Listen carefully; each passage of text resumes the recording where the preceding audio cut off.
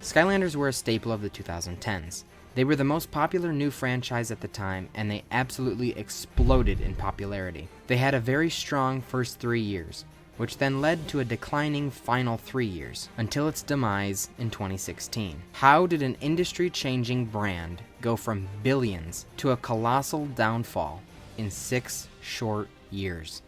All fired up.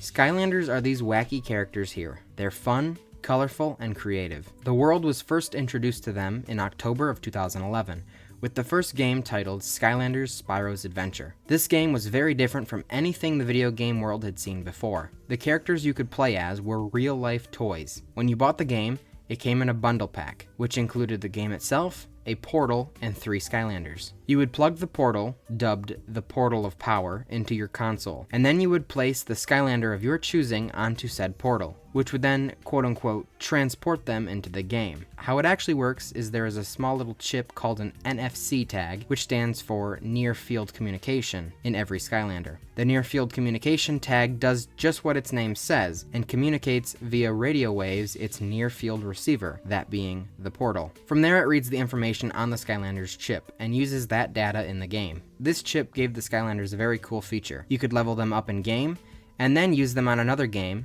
or even another console, and its leveled up data would be stored in that chip. The titular character Spyro was already a well-established video game icon from his PlayStation platformers. Spyro was one of the 3 Skylanders that came with the game. I'm pretty confident in saying that he was only put into the game to sell copies. The stories have no relation to past Spyro games. At the end of the day, I don't think Spyro had to be in it, as they didn't need his name recognition to sell it. It sold extremely well, and the plethora of figures helped generate even more money. They sold so stupendously well that they sold more toys than the #1 toy at the time, which was Star Wars figures. So how did the game work? There were 8 elements: water, fire, life, earth, magic, tech, undead, and air. In each element, there were 4 characters, bringing us to a total of 32 possible characters to collect. There were also the occasional color variant packs as well, but excluding those, 32 different characters. I'll be honest, as much as I love these games, the characters are not that different. The elements also didn't really do that much. Certain elements were stronger in other areas, along with certain elements unlocking exclusive areas, but none of that was ever necessary to progress. And what is the game exactly? Chaos, this dark portal master, destroys the core of light, which kills Master Eon, basically the ruler of Skylands. The Skylanders are sworn to protect said core, and they failed, which sends them to Earth in toy form. See? In order to restore the core of light, which gives magic to all of Skylands, you, the Portal Master, must collect the 8 pieces, 1 of each element, scattered throughout the world. It's relatively basic, but it's really fun. With so much success, and so much money to follow said success, the only reasonable thing to do afterwards was to make a sequel. I've got my eye on you. 1 year later, Skylanders Giants was released. This game sold in droves. It made almost $200 million. So they dropped Spyro in the title and replaced him with the Giants. These are the first gimmick characters. They were much bigger than the regular Skylanders, and they cost more. They had a few unique features regular Skylanders could not do. They could pull islands and move and destroy stuff the regular ones couldn't. Other than that, they weren't all that different. There were 8 Giants, 1 for each element. Including the Giants, there were 6 new Skylanders per element, making a brand new 48 Skylanders to collect. Well, not really. You see, for this game they reused some old characters and put them in different poses, and then changed them around a little bit in the game. They also introduced light core characters, which when you put them on the portal, they lit up. Oh, I forgot to mention, the Giants did this too. There was 1 light core per element, and each of those characters had a non-light core variant. So even though the roster looks like a lot, there's not a ton of new characters, and I will touch on this in a later chapter. So besides the function of Giants, what was different from the first game? Close to nothing. Gameplay didn't really change, graphics weren't really updated, it was still fun, and there's definitely nothing to complain about. As for the story, Chaos wakes up the ancient Archean race, who the Giants once banished thousands of years ago. So now you have to go and defeat the Archeans, and then Chaos as well. It was definitely a really good sequel. 8 legs and no legs! With the monumental success of Giants came a second sequel, Skylanders Swap Force, one more year later. And this one was even more successful than Giants. Now the gimmick characters were interchangeable with each other. You could swap their torsos and their legs to create all kinds of combinations. There were 2 Swap Force per element, so 16 total. Including the Swap Force, there were 7 new figures to collect for each element, bringing us to a total of 56. And like the last 2 games, there were variants. They also repeated the same roster trend in Giants, with having the same characters in different poses, along with the light core characters. The gameplay definitely improved this time around. The Swap Force did more than just being overall really cool. There were areas called Swap Zone Challenges. Each member of the Swap Force had a certain way of transportation in these zones. There were 8 different possible ways. The zones were nothing special, just minigames, but it definitely adds to the fun. And remember those element doors I mentioned earlier? The Swap Force had them, but they were split doors, so if one was a water and a fire door, you had to have a half water and half fire Swap Force. Chaos once again returns and has weaponized an army of Greebles. He has a new weapon called the Evilizer, which, I mean, if it isn't obvious, will make anything evil. I really like the story of this one, but the next game is my favorite. Skylanders Trap Team is the 3rd sequel, another year after Swap Force. This was the first release where sales went down compared to the prior games. This time around, the gimmick characters were the Trap Team, which honestly weren't anything crazy. They had all these giant crystal weapons, which look awesome, but they were essentially better giants. The real gimmick of the game was the trapping. You could buy regular Skylanders, Trap Team members, which like all gimmick characters cost more, and now you could buy traps. These tiny little crystal things. There were tons of different designs for all 8 elements. You put them in this little slot in the new portal, and you could trap certain enemies you fight in the game, and make them good guys. I love this mechanic, but can't you see how it's getting to be a little bit much? On top of that, I know I said 8 elements a second ago, but they actually added 2 more elements, the light and dark elements.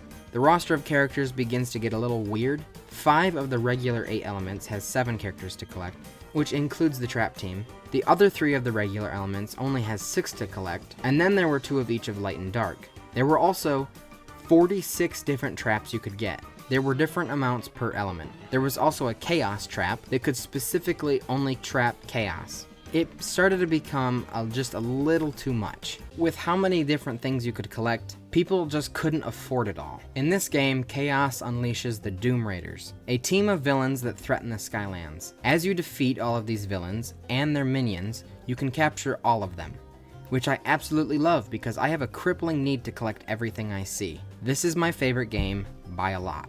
The next game is where we would see quite the drop in sales. Skylanders Superchargers. Bye-bye gimmick characters. Now they drive vehicles. There were only 2 Skylanders per element, except for Light and Dark, which there was only 1. 18 characters total. I'm assuming the creators saw the declining sales and said, let's tune it back a bit. There were actually 20 characters in a somewhat cool crossover. Bowser and Donkey Kong were in this game. They had a switch on the bottom of them that could switch them between a Skylander and an amiibo. It kind of feels unnecessary. It's an okay game. I'm not big into racing games, so I didn't like this one all that much. The final game is the worst. It performed much worse than all the games previously released. I could make an entire video hating on this game, but I'll keep it short. Once again, gimmick characters are gone. The Imaginators are these right here. No, seriously, you make your own characters in this game. I mean, does that not defeat the purpose of Skylanders? On top of that, these customizable characters were $10. That's absurd. There were these characters called Senseis. All of these guys were pretty cool. They introduced a new thing called Battle Class for the characters. There were 8 different kinds, and it's basically how the character fought and was controlled. There were also a few guest characters, like last time. Now it's Crash Bandicoot and Dr. Neo Cortex. They were both Senseis. Chaos is also a Sensei. So on the stupid Imaginators, you could customize them with stuff you got throughout the game, or through these chests you could buy for real money, both online through microtransactions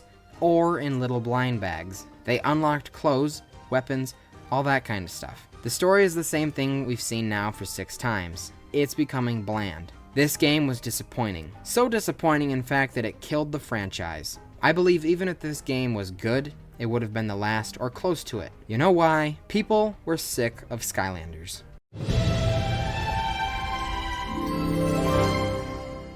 Oversaturation is the biggest reason why Skylanders ultimately failed. Spyro's Adventure had 32 Skylanders, Giants had 48, Swap Force had 56, Trap Team had 57, along with the 46 traps. Eon's Elite had 14, Superchargers had 20, along with 20 vehicles. Imaginators had 31 senseis and 8 creation crystals. This does not include color variants, holiday variants, items, extra levels, and the chests. One thing I briefly mentioned was that in every new game, they would reuse a lot of the older characters in just a new pose. They didn't just do it with the first sequel, they did it with every game, besides Imaginators. Here is Spyro's Adventure, 32 unique characters to the game. They are all creative, colorful, and awesome. Here's the Giants roster, 48 Skylanders, not as unique. They introduced the Light Core Skylanders, the ones that lit up on the portal. Every Light Core was just another Skylander in a different pose, so let's remove them. Now let's remove every Skylander from the first game in a different pose. And yes, I know it's more than just a different pose, there were benefits in-game, but still at face value, you're buying the same dude. Here it is. Yeah, you're seeing that correctly. 8 new Giants and 8 new Skylanders. 24 old Skylanders in different poses. But including the Light Cores, 32 quote-unquote duplicate Skylanders. This was jarring to me. Don't get me wrong, they're cool, but we didn't need what are essentially re-releases. Here's another kicker. The games are forward compatible, so every Skylander from the first game can be used in Giants. So, if you're looking for just character variety, there wasn't a reason to buy these guys. For characters like Drobot and Eruptor, there was already 3 variants on shelves just after the second game, due to Light Cores. Now Swap Force, 56 characters. Unlike the Giants, not every Light Core had a regular counterpart for that game. So let's remove the duplicate Light Cores. So only 5 this time, leaving still most of the roster. Now let's remove every character that was in both Spyro's Adventure and Giants. Here it is. I'm starting to see a pattern. 16 new Swap Force, obviously, but then the duplicate characters once again flood the elements. They created only 16 new regular Skylanders. In this game, they sell 24 duplicate Skylanders. And once again, keep in mind that it's all forward compatible, and at this point there certainly wasn't a need for another Eruptor. On to Trap Team. There were no Light Cores for this game, so that's already a plus. Don't worry, they were replaced with something worse. Mini Skylanders. Seriously, just a miniature cute version of a larger Skylander. Before this game, they were seen as items and weren't playable, but now you could play as them in this game, and they were weaker, so there really wasn't a point to. So let's start by removing them, as they are all based on previous Skylanders. Here that is. I don't think 2 minis per element was necessary whatsoever. Now I'm going to remove the other previous Skylanders, and that only removes a mere 5 Skylanders. Had it not been for the new light and dark elements, Trap Team would have created the exact same new amount as Swap Force. The positive from this one is that they didn't reuse many of their past characters. At least they put in a little bit more effort with the minis. They still didn't need to make up a third of the roster though. And then the traps. Don't even get me started. 46 different ones. And they really weren't that different.